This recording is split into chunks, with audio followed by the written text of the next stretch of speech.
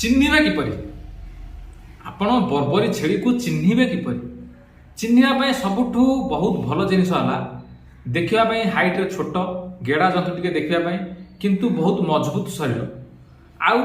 तांको रंग होउची धळा किंतु तांको रंग धळा संगरे किछि बादामी रंग नाही तो लाल रंगर स्पॉटेड किछि थाए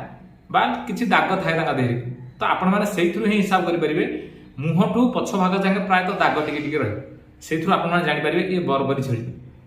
आउ आंकर कान मध्य छोट थाए आउ किछि रॉकेट कान भलिया मध्य थाए किछि आउ किछि तांको सिंह छोट सिंह मध्य हैता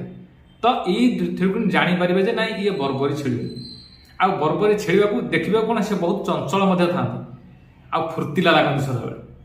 तो एतिकी ही देखो प्रथमे कहि रखुछु कलर होची धळा आउ किछि स्पॉटेड आउ बहुत छोट जाति माने हाइट छोट आउ मजबूत शरीर आउ क्षीर अंश तांकर बहुत भल रहे आउ देखिबा पय चंचल रहती तो एइथुरु ही जानि परिबे ये बर्बरी प्रजातिर छेली।